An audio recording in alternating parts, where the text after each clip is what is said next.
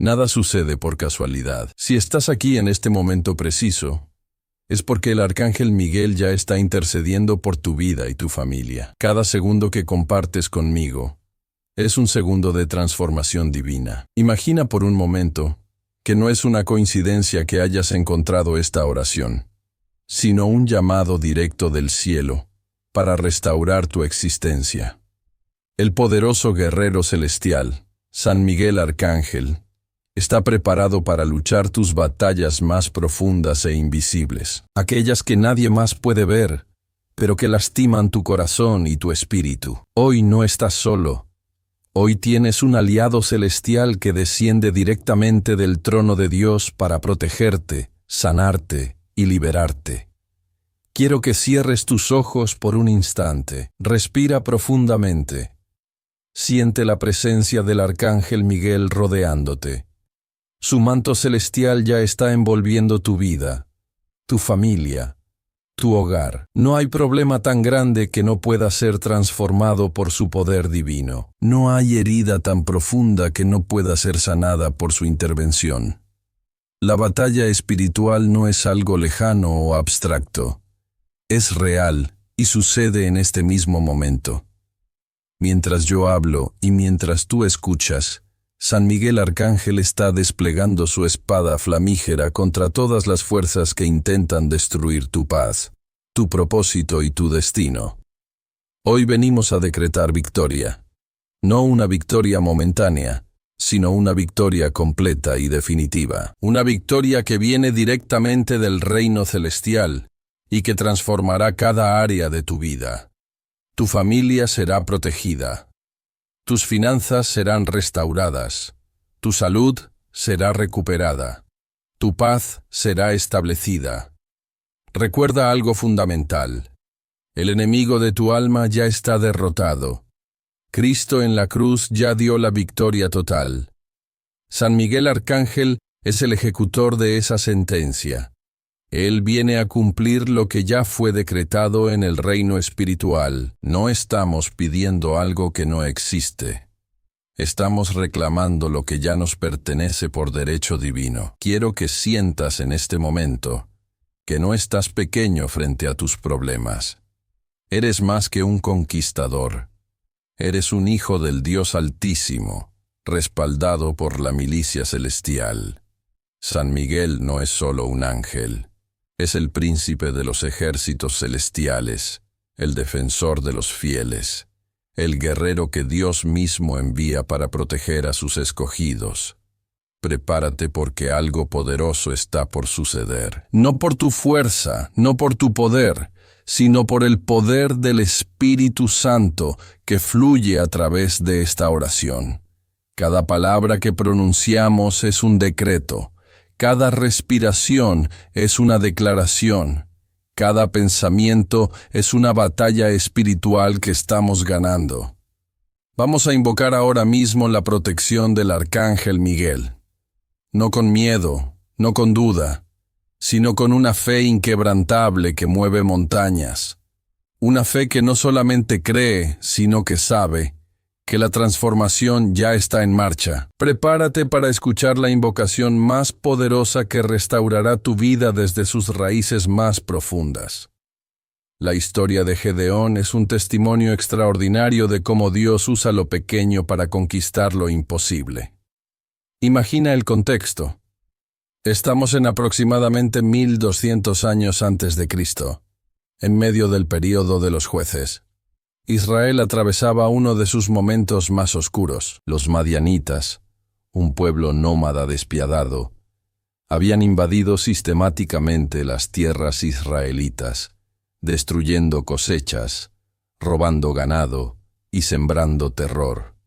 Cada año, cuando llegaba el tiempo de la cosecha, estos ejércitos invasores aparecían como una plaga de langostas, dejando a los israelitas en la más absoluta miseria. En medio de este panorama desolador, Gedeón trilleraba trigo escondido en un lagar, temblando de miedo. No era un guerrero, no era un líder, era simplemente un hombre común intentando sobrevivir. El calor del mediodía era sofocante. El polvo se levantaba en pequeñas nubes cada vez que su pala golpeaba el trigo.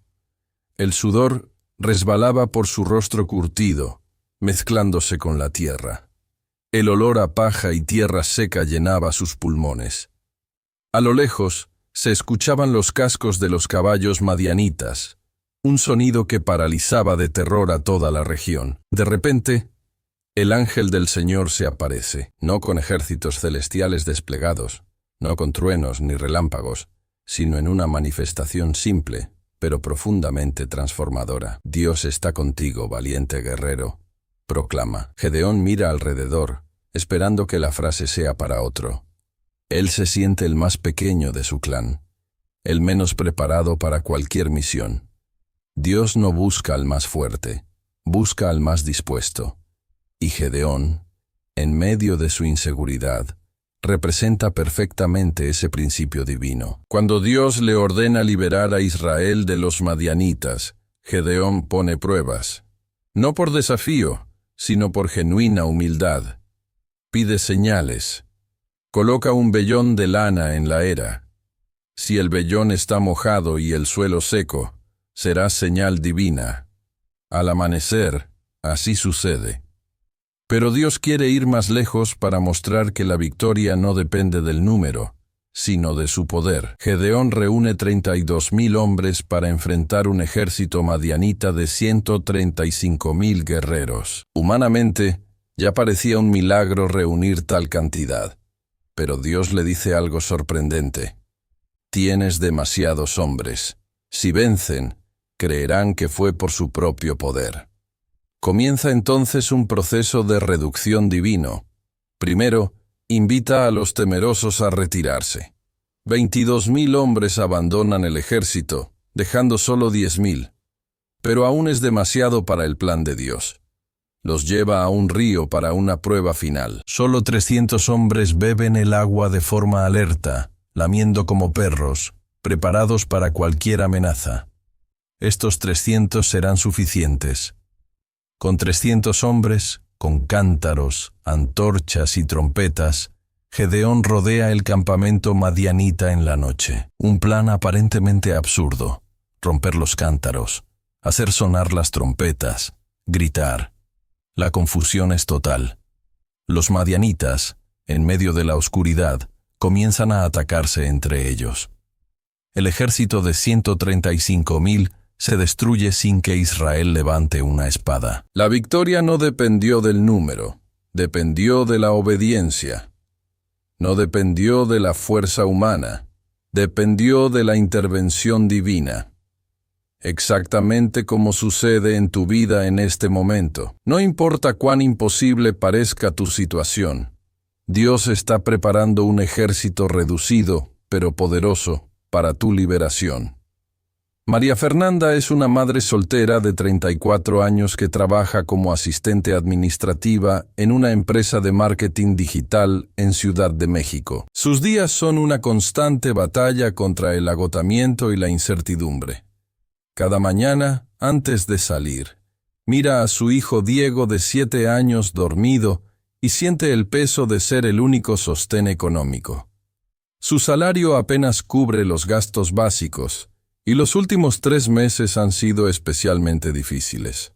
Su jefe, un hombre de 45 años conocido por su dureza, le ha dado indirectas sobre posibles recortes en el equipo. En su escritorio, rodeada de carpetas y computadoras, María siente que está a punto de quebrarse. La presión de mantener su trabajo, cuidar a su hijo enfermo de asma, pagar el alquiler de un pequeño apartamento en una zona marginada de Iztapalapa y seguir adelante sin apoyo familiar la consume por completo. Carlos Ramírez, un empresario de 52 años dedicado a una pequeña empresa de construcción en Guadalajara, atraviesa la peor crisis de su vida profesional. 3 proyectos importantes se cancelaron simultáneamente, dejando a su empresa al borde de la quiebra.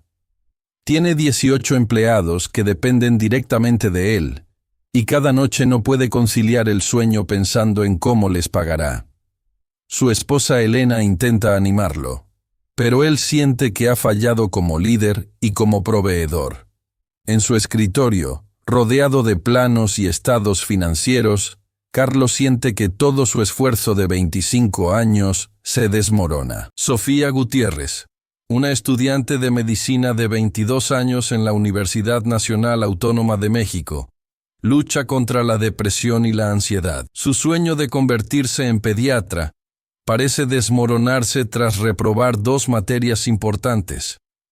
Viene de una familia humilde de Oaxaca, y cada peso que invierte en su educación representa un sacrificio enorme para sus padres. La presión académica, sumada a la carga emocional de mantener una beca, la tiene al límite de sus fuerzas. En la biblioteca de la universidad, rodeada de libros médicos, Sofía siente que está a punto de rendirse. Roberto Martínez, un maestro de escuela primaria de 45 años en un pueblo rural de Chiapas, enfrenta la dura realidad de educar en condiciones precarias. Con salones sin tecnología, sin recursos básicos y estudiantes que vienen de familias extremadamente pobres, Roberto lucha por mantener viva la esperanza de sus alumnos. Cada día significa un desafío. Motivar a niños que muchas veces no tienen ni para comer, usando apenas una pizarra y su pasión por enseñar. Elena Rodríguez, una enfermera de 38 años que trabaja en un hospital público en Monterrey, está agotada física y emocionalmente tras 2 años de pandemia.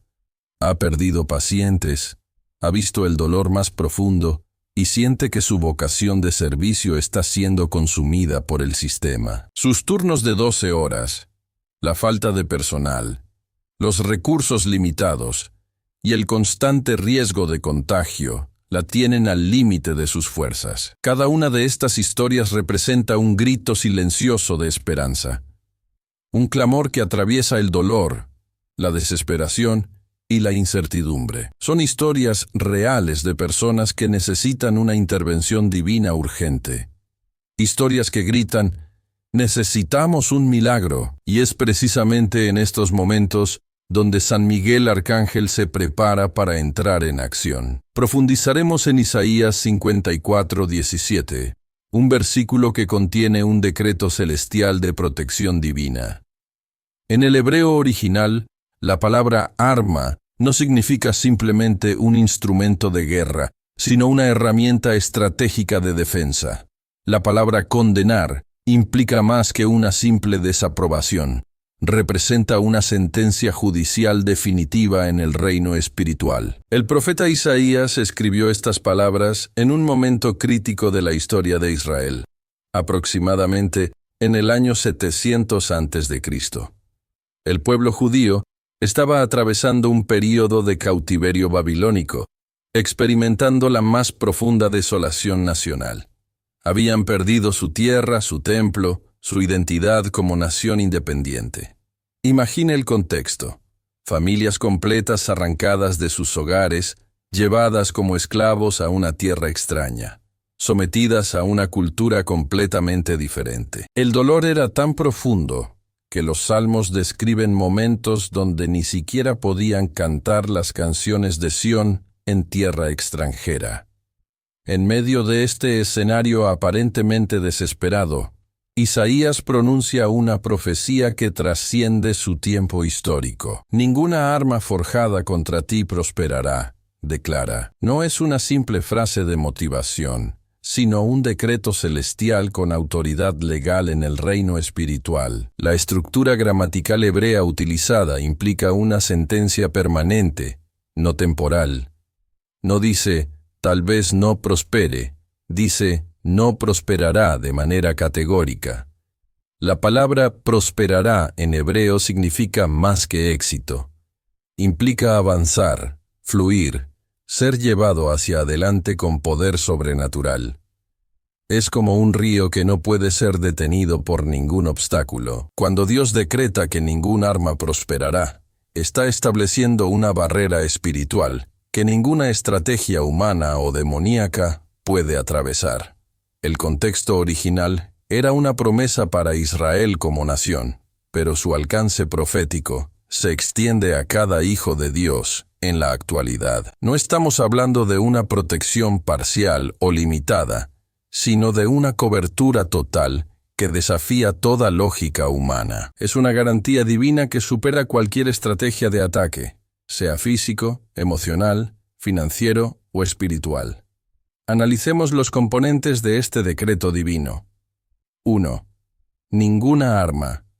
Cubre todos los tipos de ataques. 2. Forjada. Implica premeditación, diseño estratégico. 3. Contra ti. Personalizado, específico para cada individuo. 4. Prosperará. Sentencia de fracaso total para el enemigo. La promesa no dice que no habrá ataques, dice que los ataques no tendrán éxito. Es como un escudo invisible que transforma cada estrategia negativa en una oportunidad de victoria. En la vida moderna, esto significa: un despido laboral se convierte en una puerta para un trabajo mejor. Una enfermedad se transforma en una oportunidad de sanidad milagrosa. Una pérdida financiera genera un camino de restauración. Un ataque familiar produce un momento de reconciliación. San Miguel Arcángel es el ejecutor de este decreto. No es solo un mensajero. Es el príncipe de la milicia celestial que hace cumplir esta sentencia. Cada vez que el enemigo levanta un arma contra ti, él personalmente interviene para neutralizarla. La promesa continúa. Esta es la herencia de los siervos del Señor. No es algo que debes rogar o suplicar. Es tu herencia. Como hijo de Dios, ya tienes acceso a esta protección. No depende de tu perfección, depende de la gracia divina. Imagina un ejército celestial donde cada ángel conoce tu nombre, conoce tu situación específica y tiene instrucciones precisas de protegerte. Ese es el nivel de cobertura que Dios ha decretado sobre tu vida. No estás indefenso. No estás solo. Tienes un decreto celestial respaldándote en cada área de tu existencia. Si esta palabra del Arcángel Miguel está tocando tu corazón, dale me gusta como señal de fe. Déjame saber en los comentarios escribiendo Amén si vas a activar esta protección. Quiero orar por cada uno. Si es tu primera vez, suscríbete y activa la campanita, porque cada día el Arcángel Miguel tiene un mensaje nuevo para tu vida. Lucía Martínez, una trabajadora social de 38 años en Medellín, Colombia, nunca imaginó que su vida cambiaría después de un encuentro que parecía simple pero sería profundamente transformador. Trabajaba en un programa de apoyo a familias vulnerables en la Comuna 13, una zona que alguna vez fue considerada uno de los sectores más peligrosos de la ciudad. Sus días estaban llenos de historias de dolor, resiliencia y esperanza. Una tarde, mientras visitaba una familia que había perdido todo durante los conflictos armados, sintió que su fortaleza se desmoronaba. Llevaba años luchando contra la depresión, un duelo no resuelto por la pérdida de su madre 5 años atrás, y la sensación constante de impotencia frente a las múltiples injusticias que veía a diario. Sus compañeros de trabajo la describían como una mujer fuerte, pero por dentro se sentía completamente vacía. La noche del 15 de agosto, después de una jornada particularmente intensa, Lucía llegó a su pequeño apartamento en el barrio El Poblado. Estaba agotada, con la ropa manchada de polvo de las calles. El alma herida por las historias que había escuchado, se dejó caer en su sofá, sin encender siquiera las luces. En ese momento de absoluta oscuridad, tanto física como emocional, algo cambió. No fue un ruido, no fue una visión espectacular. Fue una sensación de paz que comenzó en su pecho y se expandió hasta llenar cada rincón de su ser. Recordó una oración que su abuela le había enseñado de niña, una súplica al Arcángel Miguel. La repitió en voz baja, casi como un susurro. San Miguel Arcángel, defiéndeme en la batalla. No sabía explicar exactamente qué sucedió esa noche, pero al amanecer todo era diferente. Las heridas que la habían acompañado por años parecían haberse desvanecido. Su trabajo, que antes le parecía una carga insoportable, ahora lo veía como una misión. Los rostros de los niños y familias que acompañaba ya no la agotaban, sino que la llenaban de una energía inexplicable. En las semanas siguientes, comenzaron a suceder eventos que ella denominaba coincidencias divinas. Un programa de financiamiento internacional llegó justo cuando su ONG estaba al borde de cerrar. Familias que parecían completamente rotas comenzaron procesos increíbles de restauración. Y lo más importante, Lucía recuperó la esperanza. No era la misma mujer que hacía un mes miraba la vida con tristeza. Ahora irradiaba una luz que sus colegas notaban, pero no podían explicar. Su testimonio se convirtió en un faro de esperanza para muchos en Medellín. No predicaba, no daba largos discursos. Su transformación era su predicación más poderosa.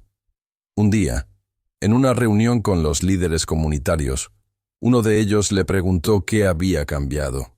Ella simplemente sonrió y respondió: la protección del Arcángel Miguel no es un escudo que evita los problemas. Es una luz que te permite atravesarlos sin ser destruida. El Salmo 91, conocido como el Salmo de la Protección Divina, es mucho más que un texto poético. Es un decreto de seguridad celestial cuyas raíces hebreas revelan misterios profundos que trascienden lo meramente literal. En el hebreo original, la palabra refugio, seder, no significa simplemente un lugar de escondite, sino un espacio de transformación íntima donde lo vulnerable se encuentra con lo todopoderoso. El primer versículo declara: el que habita al abrigo del Altísimo morará bajo la sombra del Omnipotente. En la antigua cultura semita, habitar implicaba más que residir. Significaba establecer una alianza permanente, una conexión contractual donde la protección divina no era una opción, sino una realidad absoluta. La palabra sombra, en hebreo, tzel, representa no solo cobertura, sino transformación. No es un simple escondite pasivo, es un espacio activo donde la identidad se reconfigura bajo la presencia divina. Cuando el texto dice morar, utiliza el verbo yashav, que implica establecerse con autoridad, como un rey que toma posesión de su territorio. No es un refugiado temblando, es un hijo declarando su herencia. El versículo segundo profundiza: diré yo al Señor, esperanza mía y castillo mío, mi Dios, en quien confiaré. La palabra esperanza en hebreo, misgav, significa literalmente una fortaleza elevada, un lugar inexpugnable donde ninguna estrategia enemiga puede penetrar. Confiar no es un acto pasivo de resignación, sino un decreto de guerra espiritual donde la fe se convierte en un arma más poderosa que cualquier arsenal militar. El tercer versículo revela el pacto de protección. Pues Él te librará del lazo del cazador, de la peste destructora. En la cultura hebrea, un cazador representaba cualquier fuerza que busca destruir sistemáticamente. La palabra librar, natsal, significa arrancar violentamente de una situación mortal, como quien rescata a alguien de una trampa mortal. La peste destructora no se refiere solo a enfermedades físicas, sino a cualquier estrategia diseñada para aniquilar tu propósito divino. El versículo declara que existe una intervención sobrenatural que neutraliza toda intención destructiva antes de que siquiera se active. Con sus alas te cubrirá, y bajo sus plumas estarás seguro. Su verdad será tu escudo y protección. No temerás el terror nocturno, ni saeta que vuele de día, ni pestilencia que ande en oscuridad, ni destrucción que asole al mediodía. Caerán a tu lado 1000 y 10.000 a tu diestra, mas a ti no llegará. Solamente mirarás con tus ojos, y verás la recompensa de los impíos. Porque tú has puesto al Señor, que es mi esperanza, al Altísimo por tu habitación, no te sobrevendrá mal, ni plaga tocará tu morada. Porque a sus ángeles mandará cerca de ti, que te guarden en todos tus caminos. En sus manos te llevarán, para que tu pie no tropiece en piedra. Sobre león y cobra andarás, Hollarás al león y al dragón. Por cuanto en mí ha puesto su amor, yo también lo libraré. Lo protegeré, porque ha conocido mi nombre. Me invocará, y yo le responderé. Con él estaré en la angustia. Lo libraré y le glorificaré. Lo saciaré de larga vida, y le mostraré mi salvación. Cada palabra es un decreto, cada línea, una declaración de guerra contra todo lo que busca destruirte. No es una oración, es un contrato celestial firmado con la sangre de Cristo, ejecutado por los ejércitos angelicales y respaldado por la autoridad del Padre. En el libro de Daniel, capítulo 6, encontramos uno de los testimonios más extraordinarios de protección divina. Daniel, un alto funcionario del imperio persa, fue víctima de una conspiración política diseñada para eliminarlo. Sus enemigos, celosos de su integridad y éxito, manipularon al rey Darío para que firmara un decreto que prohibía hacer peticiones a cualquier dios o persona, excepto al propio rey. Durante 30 días, sabían que Daniel era un hombre de profunda fe, que oraba 3 veces al día sin importar las circunstancias. La trampa estaba tendida. Daniel continuó orando, fiel a su convicción. Fue sorprendido, acusado y sentenciado a ser arrojado al foso de leones, una sentencia que en el imperio persa era considerada inapelable e irreversible. Los leones representaban en la cultura antigua mucho más que simples depredadores. Simbolizaban fuerzas destructivas, estrategias de muerte, inteligencia predatoria. Era como ser arrojado al centro mismo de un sistema diseñado para aniquilarte. La tradición histórica indica que estos leones no estaban hambrientos por casualidad. Eran animales selectivamente alimentados para ser instrumentos de ejecución. Cada detalle estaba calculado para garantizar la muerte. Pero algo sucedió que desafió toda lógica natural. Cuando Daniel fue arrojado al foso, los leones no lo tocaron. La Biblia relata que Dios envió a su ángel, que cerró la boca de los leones. No fueron simplemente calmados. Sus mandíbulas fueron literalmente paralizadas por una intervención sobrenatural. Al amanecer, cuando el rey fue a verificar, encontró a Daniel completamente intacto. No tenía ni siquiera un rasguño. La protección divina no solo lo preservó, lo transformó el escenario de muerte en un testimonio de poder. El rey, impresionado, castigó a los conspiradores y decretó que el Dios de Daniel era el Dios verdadero. Lo que estaba diseñado como un plan de eliminación se convirtió en una plataforma de revelación. Cada león representaba una estrategia demoníaca. Cada mandíbula cerrada era un decreto celestial. La protección del arcángel Miguel opera bajo el mismo principio. No evita que el ataque venga, sino que neutraliza su poder destructivo.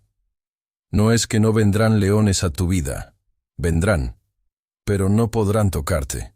La diferencia entre ser víctima o ser victorioso no está en la ausencia de ataques, sino en la presencia de una cobertura sobrenatural. Daniel no rogó por protección. La portaba como una identidad. No era algo que necesitaba conquistar. Era algo que ya le pertenecía. Su posición en el reino terrenal no dependía de sus títulos políticos, sino de su conexión vertical con el reino celestial. Cada oración que hacía 3 veces al día no era un ritual, era un decreto. Cada vez que se arrodillaba, estaba recargando su escudo espiritual. Los enemigos pensaban que lo estaban observando. En realidad, él los estaba monitoreando espiritualmente. Su protección no era pasiva, era estratégica. No era un escudo que lo cubría. Era un campo de fuerza que transformaba cada intención negativa. Cuando los leones no lo tocaron, no fue un milagro aislado, fue la manifestación de un principio eterno. Ningún arma forjada contra ti prosperará. La pregunta no es si vendrán leones a tu vida. La pregunta es, ¿reconoces la autoridad que ya está en ti para neutralizarlos? Padre Celestial, vengo ante ti en este momento de profunda necesidad y absoluta confianza. No llego como un mendigo suplicando migajas, sino como un hijo declarando su herencia. Mi familia no es un territorio vulnerable, es un reino protegido por decretos eternos. Cada miembro de mi linaje está cubierto por una muralla de fuego celestial que ninguna estrategia demoníaca puede penetrar.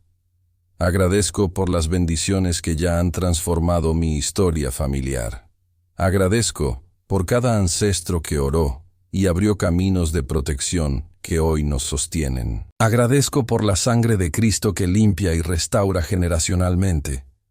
Agradezco porque mi familia no es un producto del azar, sino un diseño divino con propósito específico. Reconozco mis miedos más profundos.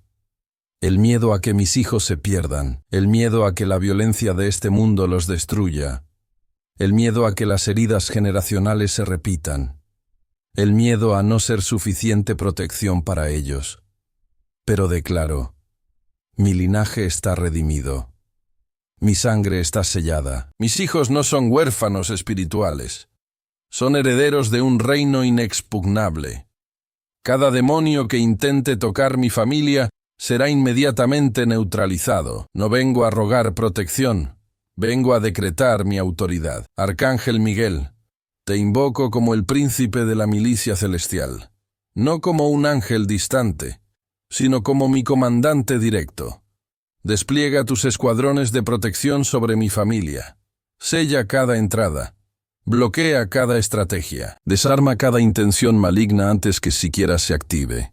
Declaro sanidad sobre cada herida generacional. Corto lazos con traumas del pasado. Rompo maldiciones silenciosas transmitidas por generaciones. Mi familia no será rehén de historias de dolor. Seremos constructores de un nuevo pacto de amor y restauración. Protege especialmente a mis hijos. No solo físicamente. Protege su espíritu, su mente, su identidad. Que ninguna palabra negativa, ninguna experiencia traumática, ninguna influencia destructiva pueda tocar su destino. Que crezcan conociendo su valor, su propósito, su identidad como hijos del Rey. Mi esposo, esposa, está cubierto por un manto de protección divina. Ninguna estrategia de división prosperará. Ningún ataque del enemigo encontrará entrada. Su mente está blindada, su corazón es fortaleza, su espíritu es inexpugnable. Declaro prosperidad sobre nuestra casa, no solo económica, prosperidad integral, prosperidad espiritual que se traduce en paz, en amor, en propósito cumplido. Que nuestra casa sea un refugio, un lugar donde los ángeles habitan y los demonios tiemblan. San Miguel, despliega tu espada de fuego. Corta todo cordón que nos ate a generaciones de esclavitud. Arranca de raíz cualquier semilla de destrucción. Mi familia no será terreno de batalla, será territorio conquistado. En el nombre de Jesús. Amén. Antes de continuar, escribe en los comentarios el nombre de alguien que necesita esta protección urgente. Voy a orar por cada nombre. Y si sientes que este mensaje debe llegar a más personas, comparte este video. Juntos construimos una red de protección celestial más poderosa que cualquier estrategia demoníaca. Hablemos de Bernabé, un personaje que la historia bíblica tradicional casi ha olvidado, pero que fue fundamental en el desarrollo de la iglesia primitiva. Su nombre original era José, pero los apóstoles lo llamaban Bernabé, que significa hijo de consolación. No era un título decorativo, era una declaración profética de su función espiritual. En un mundo donde el cristianismo naciente era perseguido, donde convertirse significaba arriesgar literalmente la vida, Bernabé emergía como un sanador de almas heridas. No era solo un predicador, era un restaurador de espíritus rotos. Su primera aparición significativa en los Hechos de los Apóstoles revela algo extraordinario. Cuando los primeros cristianos vendían sus propiedades para sostener la comunidad, Bernabé vendió un campo que le pertenecía y depositó el dinero a los pies de los apóstoles. No era una simple donación, era un acto profético de desprendimiento total.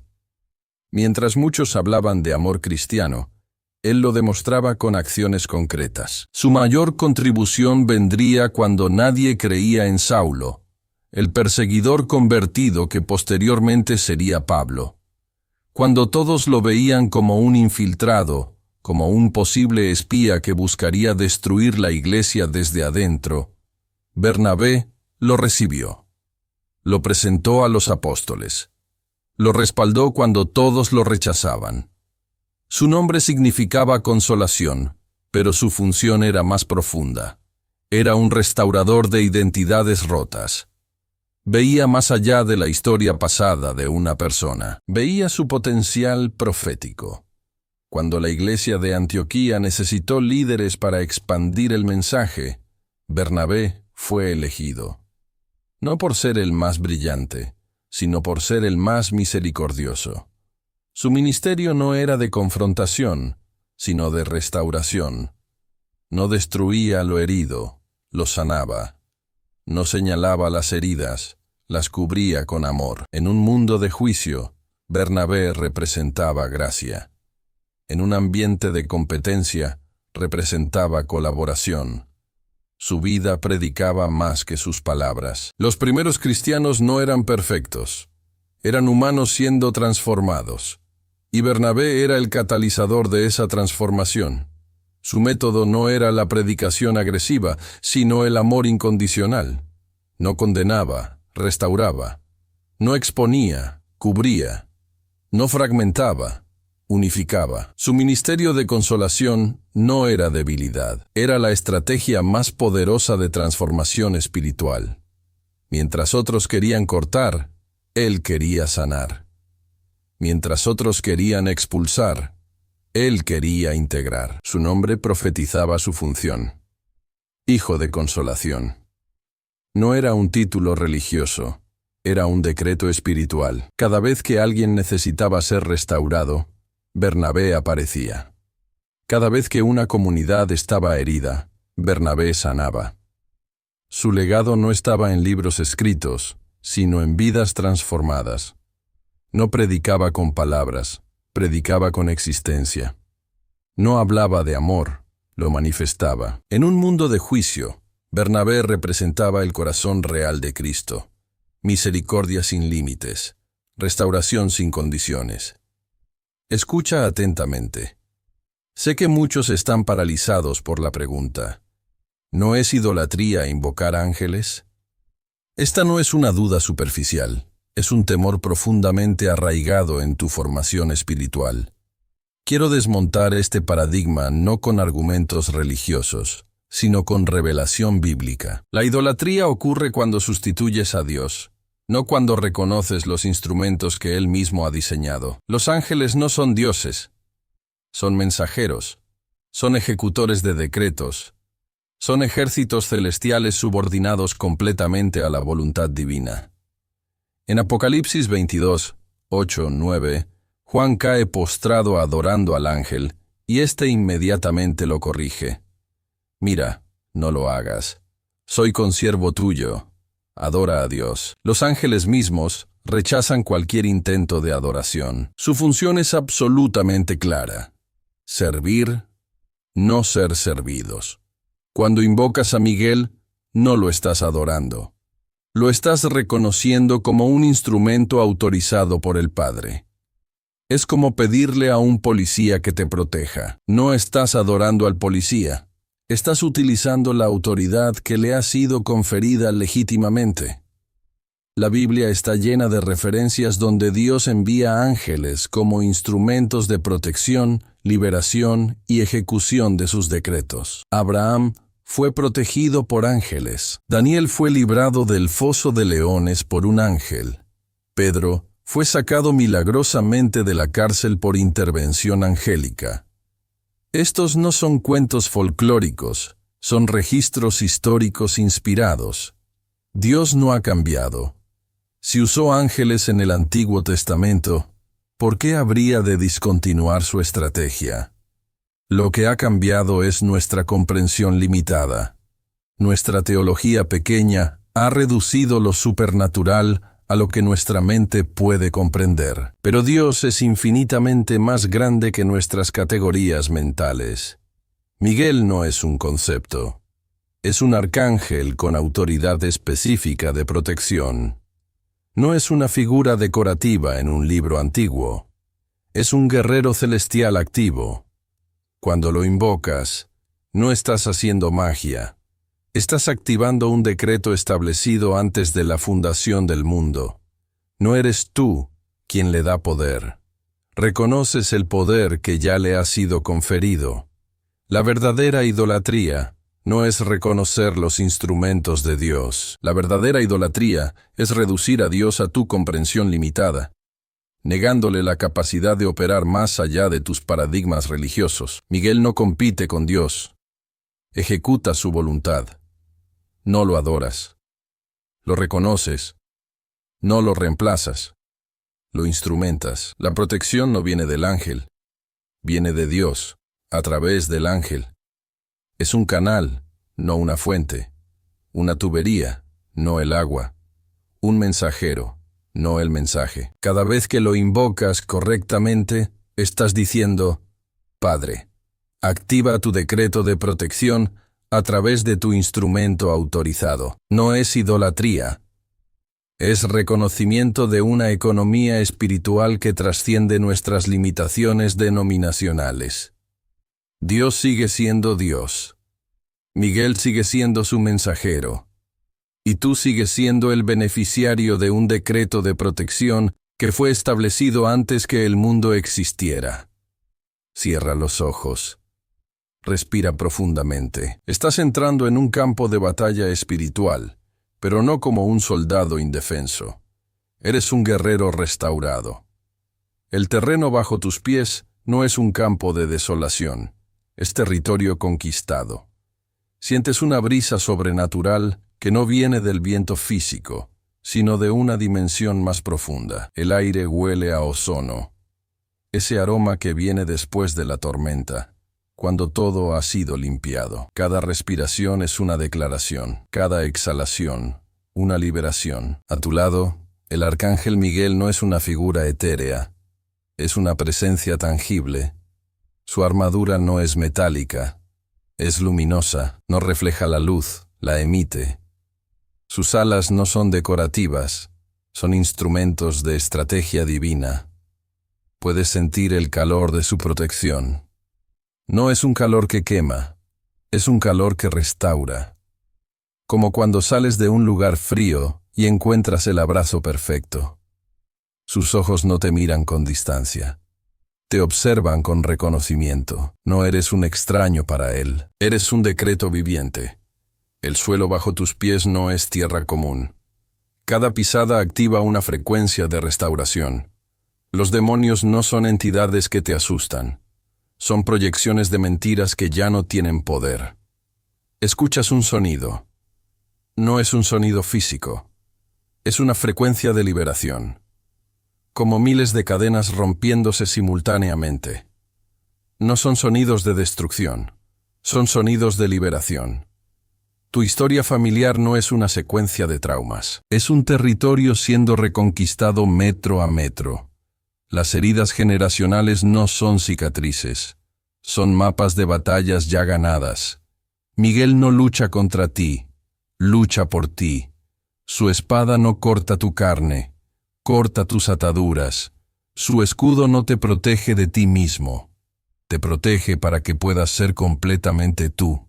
Sientes que algo está cambiando, no en el exterior, en tu interior, como si cada célula estuviera siendo reescrita, cada memoria siendo sanada, cada patrón siendo transformado. No estás en un campo de batalla, estás en un quirófano espiritual, y el cirujano es el Espíritu Santo.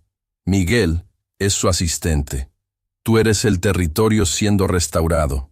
Las sombras que antes te perseguían, ahora huyen. No porque tú seas más fuerte, porque la luz en ti es más poderosa. No estás luchando para ser libre. Ya eres libre. Estás declarando tu libertad. Cada respiro es una declaración. Cada latido, una victoria. No eres víctima. Eres un decreto viviente, un territorio restaurado, una herencia recuperada. Voy a declarar gratitud, no como un ejercicio religioso, como una estrategia de guerra espiritual. Agradecer no es pasividad, es activación. Cada palabra de gratitud es un misil dirigido contra el reino de las tinieblas. Gracias por la salud que fluye en mi cuerpo. No hablo de ausencia de enfermedad. Hablo de vida sobrenatural recorriendo cada célula. Gracias por mi hogar. No es solo un espacio físico, es un territorio de paz donde los decretos celestiales tienen prioridad. Gracias por el alimento. No son solo nutrientes, son provisión divina que declara: Jehová es mi pastor, nada me faltará. Gracias por mi familia. No son relaciones perfectas, son conexiones siendo redimidas, sanadas, restauradas. Cada abrazo es un decreto, cada conversación, una oportunidad de restauración. Gracias por mis amigos verdaderos. No son cantidad, son calidad. Son guerreros que pelean a mi lado cuando yo mismo no puedo ver el campo de batalla. Gracias por mi comunidad. No es un grupo, es un ejército en formación, donde cada uno conoce su función estratégica. Gracias por la salvación. No es un boleto al cielo, es una realidad que transforma mi presente, no solo mi futuro. Gracias por la paz. No es ausencia de conflicto, es presencia de poder en medio del conflicto. Gracias por mi propósito. No es un trabajo, es una misión, una asignación divina más grande que mis capacidades. Gracias por mi trabajo. No es un ingreso. Es un territorio de influencia, un lugar donde decreto transformación. Gracias por mi transporte. No son solo ruedas, son instrumentos de movilización estratégica. Gracias por mis recursos. No son números en una cuenta, son semillas de multiplicación. Gracias por la alegría. No es un sentimiento, es una frecuencia espiritual que desaloja toda opresión. Gracias por la esperanza. No es optimismo superficial. Es certeza de victoria, aunque los números no lo demuestren. Gracias por la resiliencia. No es resistencia pasiva. Es capacidad de avanzar cuando todo parece indicar retroceso. 3 liberaciones específicas quiero declarar. Liberación de la parálisis emocional que me impedía avanzar. Liberación de los juicios internos que me descalificaban. Liberación de los miedos heredados que no me pertenecían. 2 personas estratégicas quiero mencionar. María, mi madre, que sin saberlo, sembró semillas de resistencia en mi ADN. Juan, mi mentor, que me mostró que la vulnerabilidad no es debilidad, es poder. No estoy agradeciendo por lo que veo. Estoy declarando lo que será. No estoy celebrando una victoria pasada. Estoy activando una victoria presente. Mi gratitud no es un susurro, es un decreto. No es una oración, es una declaración de guerra. Cada palabra destruye un paradigma. Cada agradecimiento rompe una limitación. No soy quien era, soy quien seré. Si ya eres parte de esta familia espiritual, deja tu testimonio en los comentarios contando cómo estas oraciones han transformado tu vida. Tu historia puede ser el milagro que alguien necesita. Cada comentario es un decreto. Cada palabra, una semilla de esperanza para quien está leyendo y necesita escuchar que la transformación es posible. Plan de acción para liberar tu territorio espiritual. Primer paso. Escritura profética de liberación. No es un ejercicio literario. Es un decreto escrito con tu propia mano. Tomarás una hoja blanca, símbolo de pureza, de página en blanco, y escribirás tu carta de perdón. No para la persona que te hirió, para ti mismo. Perdonarte significa recuperar tu territorio interno. Muchos cargan heridas como medallas de guerra. Yo te declaro, las heridas no son tu identidad, son eventos temporales en un viaje eterno. La carta no será un relato de dolor, será una declaración de independencia. Escribirás 3 párrafos. Primero, Reconocerás el daño sin victimizarte. Reconozco el dolor que viví. No lo niego, no lo minimizo, lo nombro para liberarlo. Segundo, declararás tu restauración. Este dolor no me define. Es un capítulo, no mi historia completa. Yo soy más grande que lo que me sucedió. Tercero, decretarás tu futuro. A partir de hoy, recupero mi poder. No como venganza, como restauración. No busco que el otro pierda. Busco que yo gane. Cuando termines de escribir, harás un ritual de liberación. No es magia. Es decreto espiritual. Romperás el papel en pequeños fragmentos. Cada fragmento representará un trozo de dolor que estás soltando. Los quemarás. No con resentimiento, con paz. Observarás cómo el fuego transforma el papel. Así será tu dolor. Transformado, no eliminado. Los obstáculos serán internos. La voz del pasado dirá, no mereces sanar. Tu respuesta será, ya sané. El miedo susurrará, volverán a herirte. Tu decreto será, estoy protegido. La culpa intentará recordarte tus errores. Tu declaración será, soy perdonado. Este primer paso no es psicología, es teología aplicada. No estás haciendo terapia, estás recuperando territorio. No estás procesando un recuerdo, estás decretando un futuro. No eres víctima, eres un decreto viviente. No estás sanando, estás declarando tu sanidad. Escucha atentamente. No es un testimonio más, es un decreto de esperanza. Pedro, un agricultor de 62 años del pequeño pueblo de San Marcos, me compartió su historia. No venía de la ciudad, no era un ejecutivo con traje, era un hombre de tierra. Sus manos hablan más que su boca. Trabajaba en un terreno heredado de su padre, un terreno que parecía maldito. Cada temporada, la cosecha se perdía. No eran malas decisiones. Parecía un ataque espiritual contra su sustento. Los vecinos lo miraban con lástima. Pobre Pedro, decían. Pero él no era una víctima. Era un guerrero esperando su momento. Llevaba años orando. No con desesperación, con estrategia, como quien prepara un campo de batalla antes de la guerra. Un día, después de una oración intensa al arcángel Miguel, algo cambió. No fue un trueno, no fue un rayo, fue una certeza internal, una paz que no viene de la comprensión, sino de la revelación. Comenzó a decretar sobre su tierra, no pidiendo, declarando, esta tierra produce, esta tierra alimenta, esta tierra genera vida. No hablaba con los cultivos, hablaba con su destino, con su herencia, con su territorio. La primera temporada, la cosecha creció un 40%, la segunda, un 70%. Para un pueblo pequeño, era más que un milagro, era una transformación. No era solo agricultura, era restauración de linaje.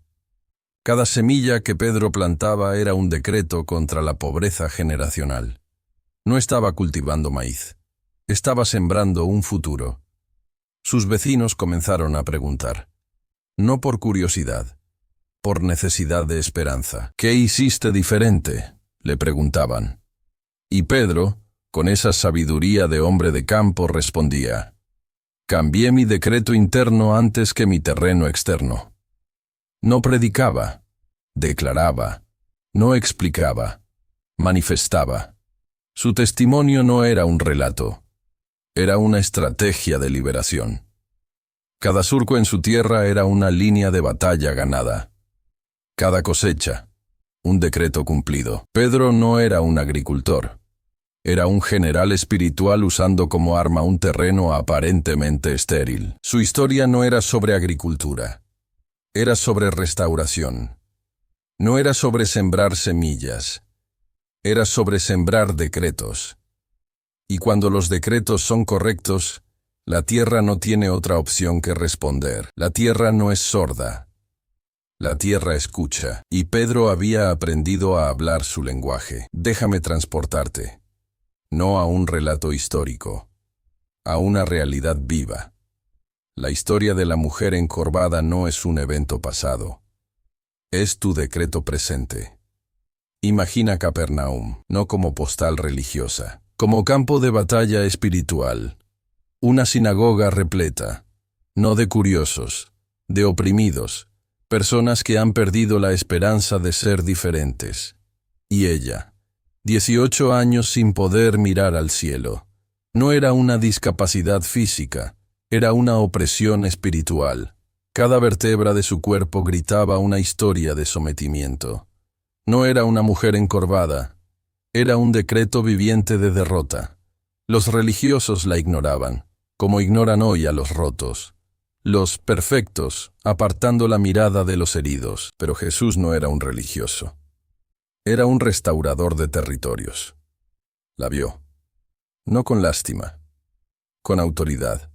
No la describió, la decretó. Mujer, eres libre de tu enfermedad. 4 palabras que no describían, que transformaban. No pidió permiso al sistema. No consultó protocolos. Decretó. Y cuando declaró, algo sucedió más allá de lo visible. Cada vértebra comenzó a enderezarse. No gradualmente, instantáneamente. No fue un proceso. Fue una liberación. Su columna no se estiró. Se restauró. No era una sanidad médica. Era una redención integral. Ella no solo se irguió.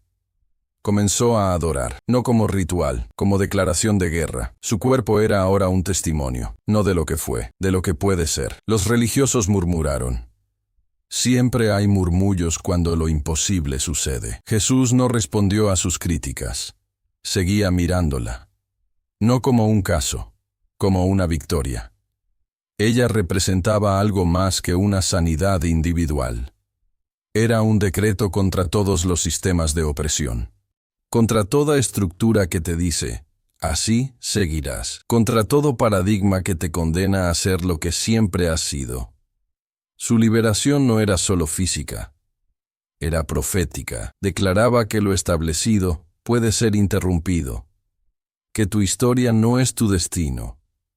Que puedes irguirte en medio de lo que te ha sometido. Hoy, ese mismo espíritu está disponible. No como historia, como decreto. No estás obligado a seguir encorvado, bajo el peso de tus heridas, de tus traumas, de tus limitaciones. Puedes irguirte, no por tu fuerza, por su autoridad. No estás pidiendo permiso a tu pasado, lo estás decretando fuera de tu presente. Tu liberación no es un milagro lejano, es una realidad disponible. Ahora mismo, escucha, no es una metáfora. Es un código de restauración, la vid verdadera, no un símbolo decorativo, un sistema de vida. En los viñedos de Judea, la vid no era una planta, era un ecosistema de supervivencia. Cada sarmiento no existía independientemente, dependía totalmente de la vid madre. No era una sugerencia espiritual, era una realidad biológica. El sarmiento separado no produce, no sobrevive, se seca. Muere, inmediatamente, sin drama, sin proceso, sin negociación. La conexión no es opcional, es existencial. Jesús no estaba usando una imagen poética, estaba revelando un principio de reino. Yo soy la vid verdadera, no una vid entre otras, la vid, la auténtica, la original, la que da vida real. No vida artificial, no vida simulada. Cada sarmiento conectado produce, no por esfuerzo, por conexión, no por estrategia, por flujo, no por voluntad, por naturaleza. Tu productividad no depende de tu talento, depende de tu conexión, no de tu inteligencia, de tu intimidad, no de tus títulos, de tu posicionamiento. Estar en la vid no es un privilegio religioso, es un decreto de transformación. Los sarmientos religiosos se esfuerzan, los sarmientos verdaderos fluyen, no luchan por dar fruto, lo producen naturalmente, como respirar. Como latir. Sin esfuerzo consciente, la vid no te pide que produzcas. Te diseñó para producir. Tu problema no es tu capacidad, es tu desconexión. Estás intentando producir sin fuente, luchando sin flujo, trabajando sin energía vital. Los viticultores judíos conocían un secreto. Un buen sarmiento no se esfuerza, se mantiene conectado, no mira al fruto, mira a la vid. No calcula su producción, absorbe la vida de la vid. No es un problema de rendimiento, es un problema de posicionamiento. Muchos quieren frutos, pocos quieren intimidad. Quieres resultados. Él quiere relación. Quieres éxito. Él quiere comunión. Quieres producir. Él quiere fluir. Tu frustración no es por falta de talento, es por desconexión. Estás tratando de resolver externamente lo que solo se resuelve internamente. No necesitas más estrategias. Necesitas más conexión, no más técnicas, más intimidad, no más información, más revelación. La vid no te pide perfección, te pide posicionamiento. No te pide performance, te pide presencia. No estás llamado a ser productivo. Estás diseñado para ser conectado. Tu identidad no está en lo que produces, está en quién estás conectado. Producirás naturalmente lo que tu fuente contiene. No luches, fluye, no te esfuerces. Conéctate, no calcules, confía. Tu vida no es un problema a resolver, es un misterio a experimentar. La vida espera, no exige. Invita, no condena, restaura, escucha, no es un cuento. Es un mapa de transformación. En el puerto de Valparaíso, donde el mar conversa con la tierra, vivía Marcos Espinoza. No era un pescador común, era un navegante herido. Su barco, la Esperanza, llevaba más cicatrices que su alma. 30 años navegando. 30 años buscando algo más que peces. Su padre, un capitán legendario, le había dejado un legado. Nunca abandonar la travesía, aunque el horizonte pareciera imposible. Cada mañana salía, no por necesidad económica, por un vacío interno que ninguna red podía llenar. Los pescadores locales lo miraban diferente. No era un marginado, era un buscador. Un alma que sabía que la vida verdadera no está en lo que capturas, sino en lo que te captura. Un día, mientras reparaba sus redes, más gastadas que su esperanza, apareció Elena. No era su esposa, no era su hija. Era una extraña con ojos de quien ha navegado territorios internos más profundos que cualquier océano. Marcos, le dijo, no como saludo, como decreto. Tu barco no necesita más reparación. Tu corazón, sí. Marcos sintió algo moverse más allá de lo físico. No era un cumplido. Era una cirugía espiritual. Elena no vendía consejos, distribuía revelaciones.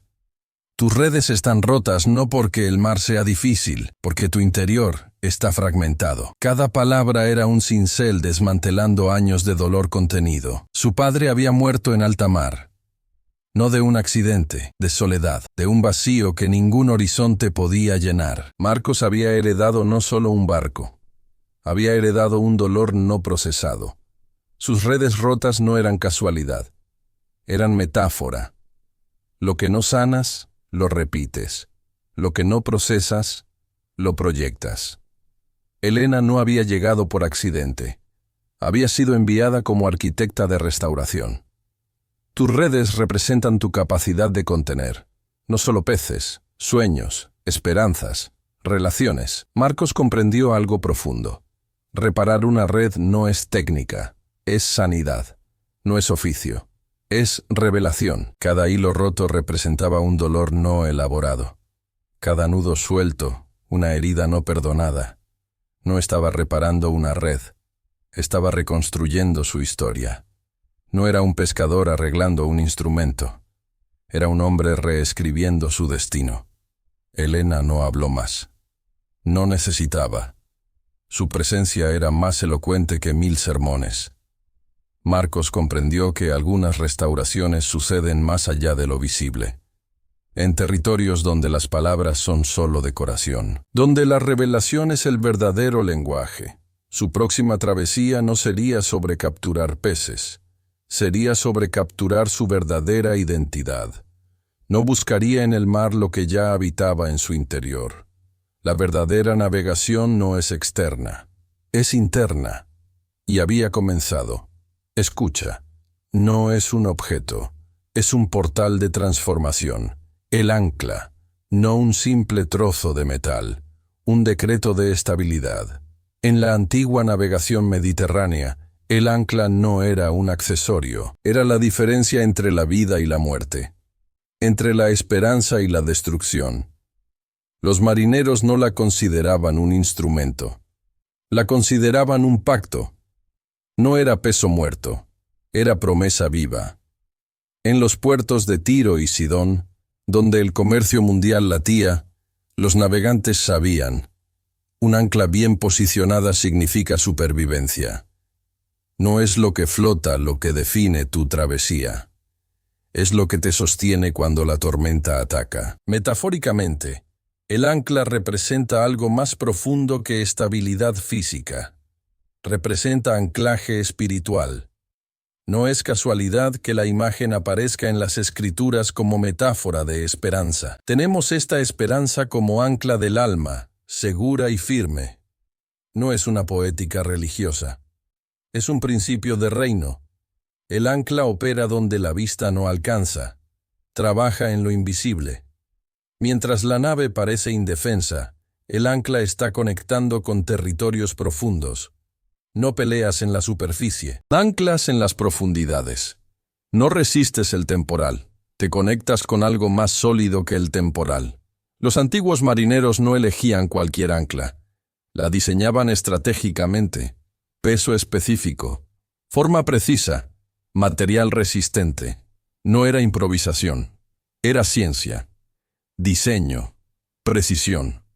Tu ancla espiritual no es diferente. No es religiosidad superficial, es posicionamiento estratégico. No rezas esperando que algo suceda.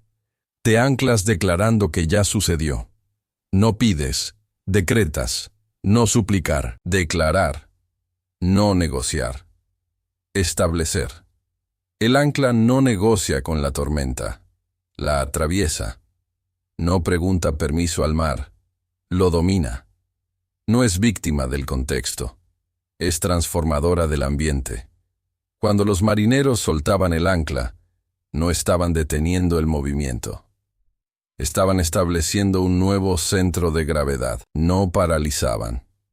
Posicionaban. No era rendición, era estrategia. Tu ancla espiritual opera igual. No te detiene, te posiciona, no te limita, te da dirección. Establece. Los antiguos marineros tenían un secreto. Un ancla no evita la tormenta, te sostiene durante la tormenta, no cancela tu travesía, la hace significativa, no elimina los desafíos, los transforma en oportunidades. Tu ancla no es un escape de la realidad, es tu método de dominarla. No estás llamado a sobrevivir, estás diseñado para reinar, no a resistir, a transformar. No a soportar, a establecer. Tu ancla no depende de tu fuerza, depende de tu posicionamiento, no de lo que haces, de lo que declaras, no de tus recursos, de tu revelación. Ancla profundo, reina desde lo invisible. Escucha, no es una elección, es un decreto existencial, vida sin propósito versus vida con propósito. No son caminos paralelos, son dimensiones opuestas, dos universos habitando el mismo espacio físico. Un lado, la existencia vacía, autómatas caminando, respirando sin vivir, consumiendo sin experimentar, trabajando sin crear, existiendo sin ser. Personas con ojos abiertos, máquinas pero de almas producir sin dormidas. sentido de trascendencia. Su biografía, una sucesión de días idénticos, sin sorpresas, sin revelaciones, sin encuentros transformadores. Vidas reducidas a estadísticas, números en una planilla, engranajes de un sistema que los consume. No tienen sueños, tienen obligaciones, no tienen visión, tienen instrucciones, no exploran, obedecen. Su máximo horizonte, sobrevivir, no crear, reproducir, no innovar, repetir. Su dolor no es físico, es existencial, un vacío interno más profundo que cualquier abismo. Almas sedientas de significado, bebiendo de pozos vacíos, consumiendo distracciones, aturdiendo el silencio, escapando de su propia interioridad. Vidas sin arquitectura, sin diseño, sin propósito, fragmentadas, dispersas, sin centro, como barcos sin timón, como ríos sin cauce, como semillas sin tierra, existiendo pero no viviendo, respirando pero no trascendiendo. Del otro lado, la vida con propósito. No es un concepto, es un ecosistema de transformación. Personas que no solo existen, resuenan, no solo caminan, decretan, no solo observan, revelan. Su energía no es individual, es generacional. No buscan éxito, liberan destinos, no acumulan, distribuyen, no compiten, co-crean. Su mirada no es horizontal, es vertical. Ven más allá de lo inmediato, conectan con lo eterno. No viven del presente. Construyen futuros. No son víctimas, son arquitectos. No reciben realidad, la diseñan. No interpretan la vida, la escriben. Cada respiración es un acto profético, cada decisión, un decreto, cada conversación, una siembra.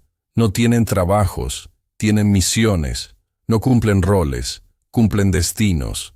Su dolor no los destruye, los revela.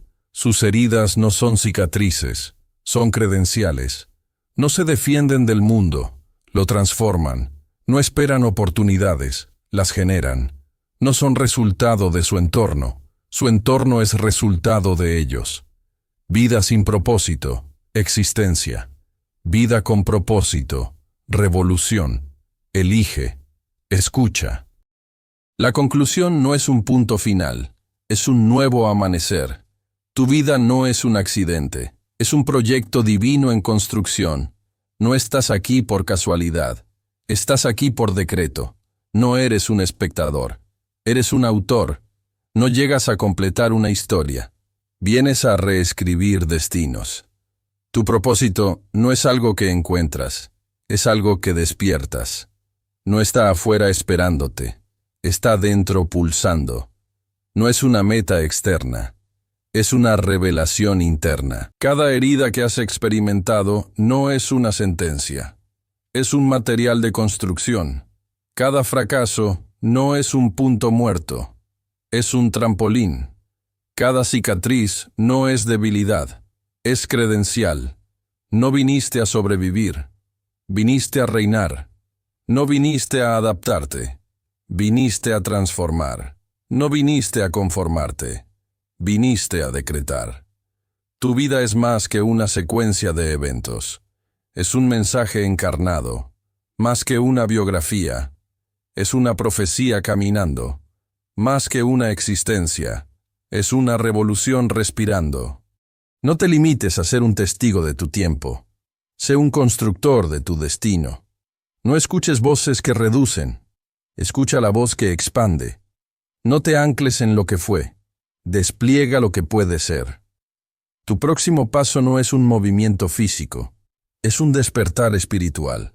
No estás comenzando. Estás continuando. No estás iniciando. Estás revelando. Tu verdadero yo no es un proyecto pendiente. Es un reino emergiendo. Y ese reino comienza ahora mismo, en este preciso instante, con la decisión de ser más que un sobreviviente. Ser un transformador.